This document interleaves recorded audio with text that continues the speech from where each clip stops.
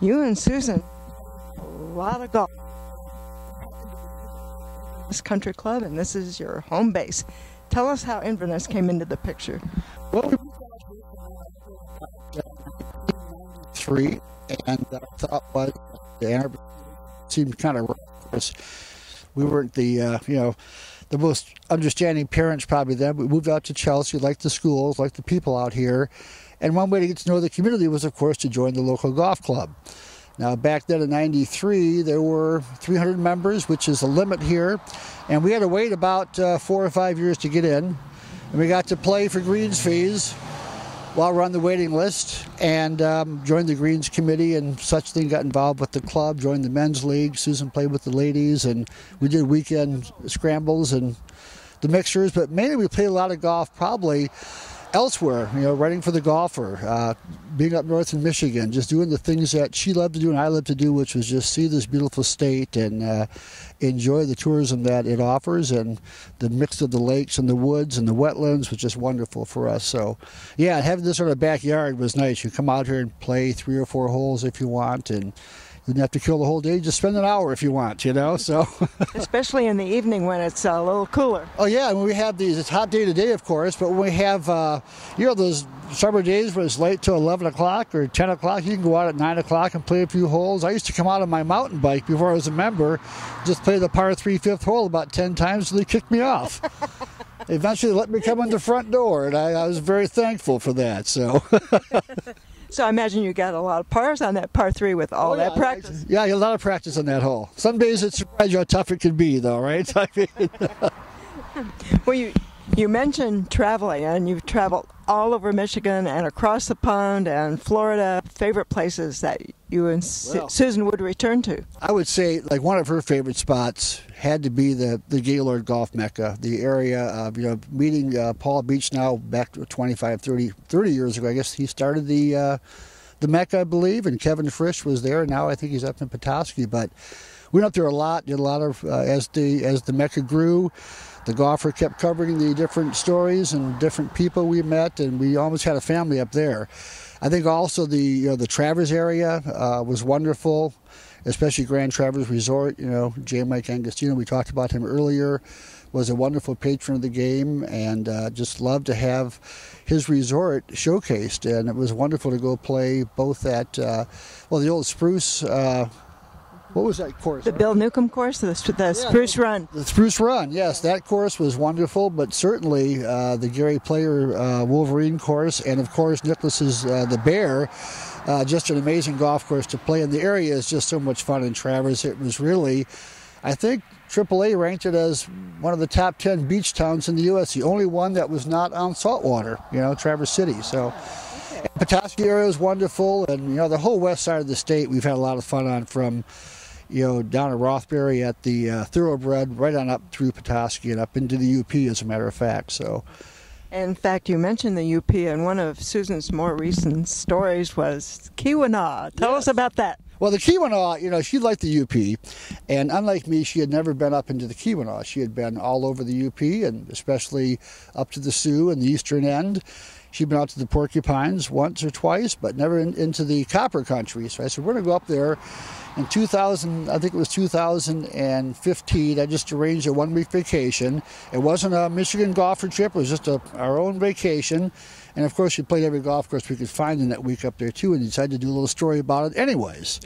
And it was just nice to play these there are 2 9-hole courses that were built in the 20s and 30s in Calumet Golf Club and in the Keweenaw Mountain Lodge, and then the older 18-hole course at Michigan Tech at Houghton.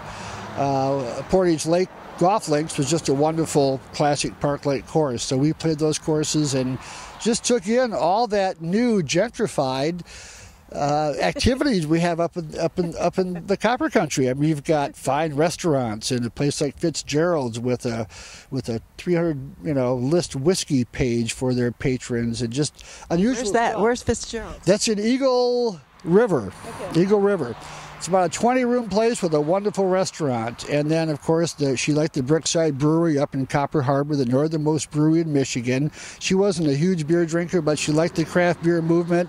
And somehow having a beer made from Lake Superior water on that copper bar, you know, was just something to do. And it was a small little place, but we loved it. The only place you can get Brookside beer is in the Keweenaw Peninsula. They don't distribute it all, so you have to go there to get it. The memories are wonderful, but some things are kind of hard to do, like walking by and seeing their golf clubs in the garage. It's kind of a hard memory, you know, for me. Even though we had so much great times with that, those are some things that just kind of make you break down when you aren't prepared for it, you know. And there'll be those days as we move forward and try to get through this, the family too, you know. She affected so many people. I mean, she was my high school sweetheart. I mean, I met her when I was 17. Wow, Yeah, I was a junior in high school near the end of the year. Met in journalism class. We dated that summer. What town? That was in Central Line in the Detroit suburbs, northeast suburbs. And, you know, I didn't know then that this was going to be a forever thing. You know, I was 17 years old. I don't know what the heck forever looked like, you know.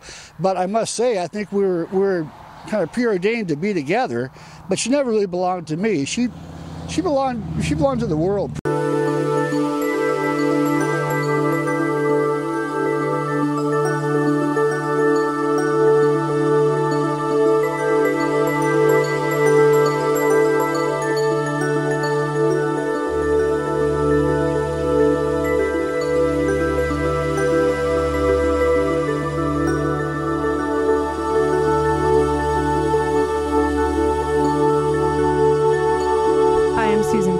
Michigan golfer here at Eastern Michigan University, talking with one of my favorite people, Shirley SPORK.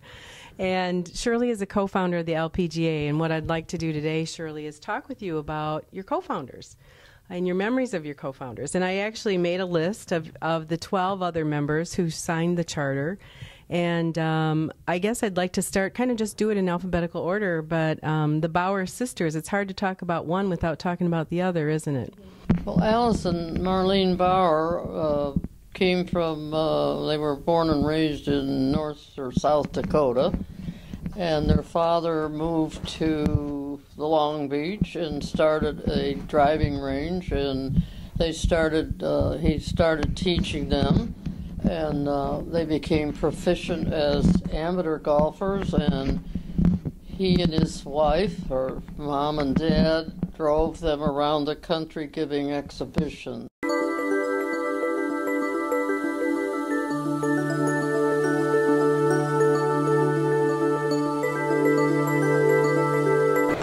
Ireland and the Ryder Cup of 2006. Yes, what a wonderful year. Well, that was the successor to Oakland Hills, where we might remember that the United States got hammered by the Europeans. And although everybody had a good time, Hal Sutton was the captain at the time, and he unfortunately paired Tiger and Phil Mickelson, who did not like each other, and they were the first group out, and they got hammered by Padraig Harrington and Colin Montgomery, and that set the tone, and we got beat bad by a record score. So the next 2 years later, went over to Dublin to the K Club, and you're responsible for that. What happened then?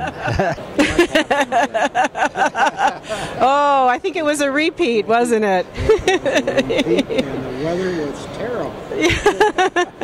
Yeah, Paul, what are your memories of that week? I remember going in there, and like you say, Jack, the weather reminded me a lot of Michigan. I mean, we had sun, rain, wind, sleet, sun again, all the same day.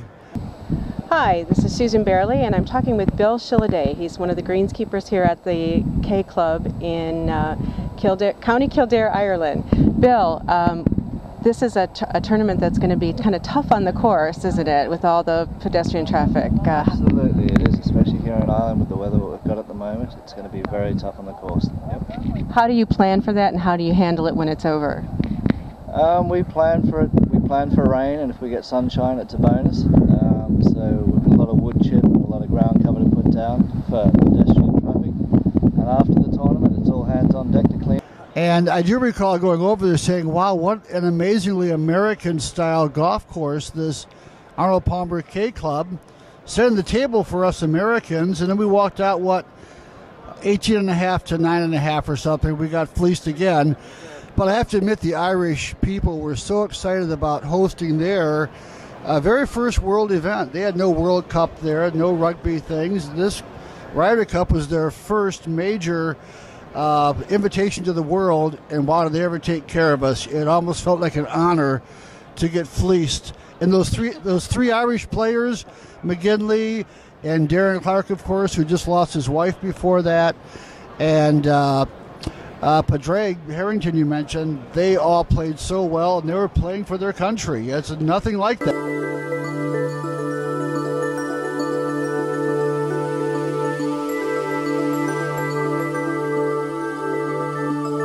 Susan Bairley with the Michigan Golfer, talking about the Michigan Golf Hall of Fame and inductee Dorothy HIGBIE. I remember doing some research on Dorothy, and she was an amazing golfer. She and Violet Hanley were a couple of powerful amateurs in the Detroit area. Shirley SPORK is here with us today and would like to share some of her memories of Dorothy as well.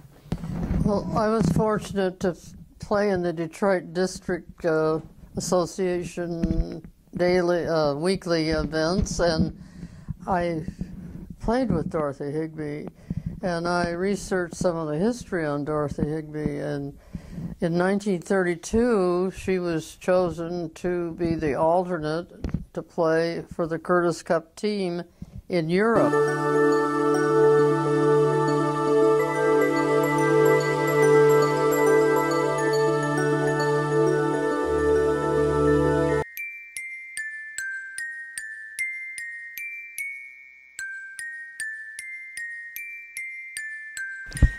Among the people who have come to celebrate the Bears' 25th anniversary is Susan Bairley. How are you doing, Susan? Just great, Jenny. It's so great to be here. Do you remember playing the Bear the first time? I do. It was a very cold and windy day. This sounds like one of those old Irish stories. It was a cold, dark, and windy day. No, it can't be dark, but it was very cold. And I remember going into the pro shop and buying a pair of those great big red mittens, and going all through the course and having it just pour rain on 15, starting on 15. And it was quite a bear of a day.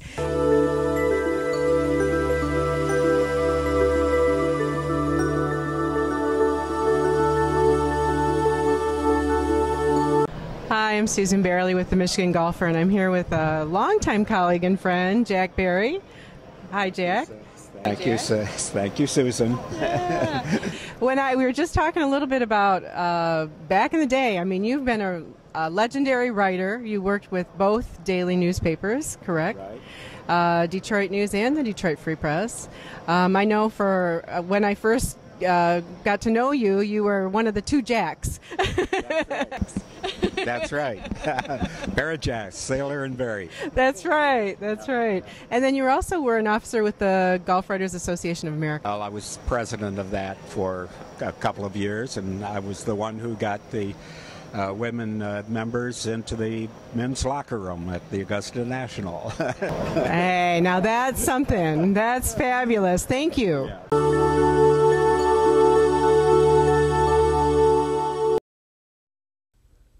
Welcome to the Michigan Golfer Show. Join us each week as we explore the people, the places, and the events that shape our great game. First of all, Shirley, welcome home, and happy belated birthday. It was May 14th. Second, I wanted to acknowledge Shirley's family, the Glubas and the Jureks, who are sitting right behind her. We have Mike, Karen, Bob, Josh, Kathy, Rachel, and Peter. I think I got y'all. Thank you. As we all know, it takes a family to raise a golfer. Yes, it does. There are many in this room who know you better or have known you longer than me, but we go back about 20 years. That's when I discovered you. I was Director of Public Relations at EMU then, but I also had started a second career in 1989 as a golf writer. I was working with Art McCafferty and Terry Moore as a contributing editor to the Michigan Golfer. And in the 1990s with Art, we directed 2 Michigan Industry Golf Summits, and with Sarah Wald, we directed 3 Michigan Women Golf Summits.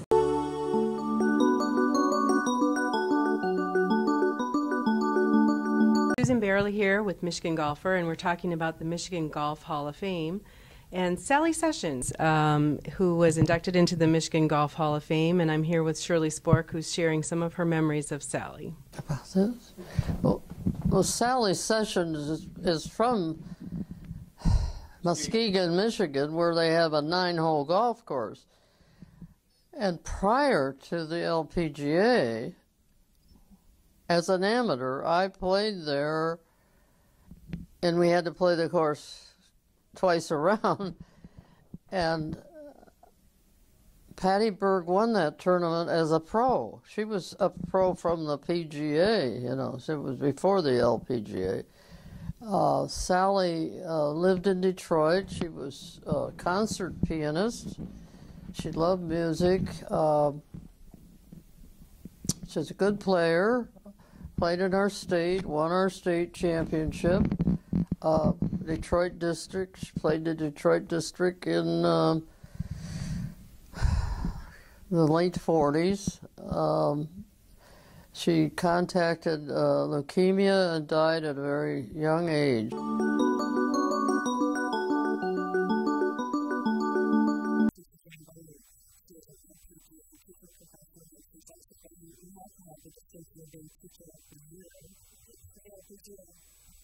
And she is here today representing the Untitled Chapter Adventures, a new program that she's involved in.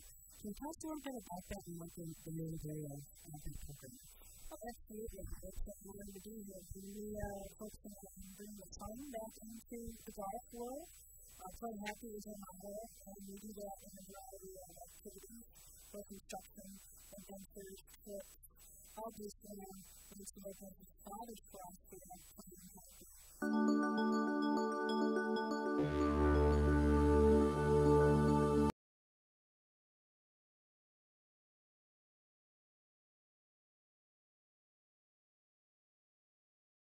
Susan Bairley here with Michigan Golfer, and I'm here with Shirley Spork, who was inducted into the Michigan Golf Hall of Fame several years ago. And I wanted to get your thoughts about that induction ceremony. You came here to participate. Yes, it is, isn't it? I was really thrilled when that happened, because then I was with Sally Sessions and Mrs. HIGBIE and I think Meg Mellon, a lot of greats in the game, and the memorabilia that was there present, I gave them a shadow box with all little buttons from playing in the Women's Western Amateur and playing it, and there's a Michigan State Normal button in there, a little button that something we played in, and there was a quilt made, and on the quilt was each of our names in the women's. They had a women's section, which was really neat to see.